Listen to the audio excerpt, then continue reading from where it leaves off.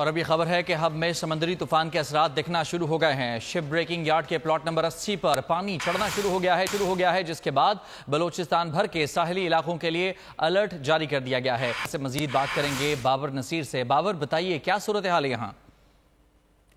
मुमकिन समुद्री तूफान के तहत जो है बलोचिस्तान भर में जो है हाई अलर्ट जारी किया गया था। इसके बाद जो है अब रात गए जो है करानी शिप ब्रेकिंग यार्ड की तरफ से जो समुद्री तूफान के असरात दिखना शुरू हो गए। प्लाट नंबर 80 का मकाम है, जहां पे जो समुद्री लहरें बढ़ने की वजह से वो समुद्र का पानी चढ़ने लगा है, जिसको मद्देनजर रखते हुए बलूचिस्तान डेवलपमेंट अथॉरिटी की जानिब से हिफाजती बंद जो है बांधा जा रहा है प्लाट नंबर 80 की जानिब से, ताकि अब करीबी आबादियों को कोई खतरा महसूस ना हो। इस हवाले से deputy commissioner Lasbela, deputy commissioner hub ने भी अलर्ट जारी किए हैं और तमाम माहीगिरों को भी रिक्वेस्ट की गई है कि वो खुले समंदर की तरफ न जाएं, जबकि गवादर में जो है वो अलर्ट जारी करते हुए जो है कुंटानी भौर के मुकाम पर जो है कारोबार मुकम्मल तौर पर बंद करने की हिदायत भी जारी की गई है। जी, बहुत शुक्रिया आपका तफसीलात के लिए।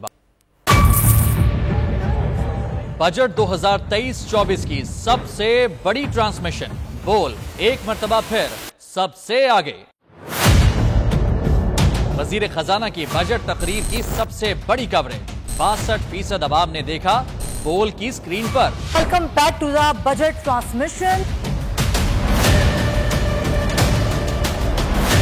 सबसे बड़े पैनलिस्ट और रिपोर्टर्स की बड़ी टीम ने बजट के लम्हे लम्हे की अपडेट से किया बाखबर अपनी आवाम को। अहदाफ में यूं कह रहा हूं कि एक तरफ ये ख्वाहिश है कि लोगों को रिलीफ दी जाए, क्योंकि इलेक्शन सर पर है, तो कोई ऐसा बजट दे जो पॉपुलिस्ट हो।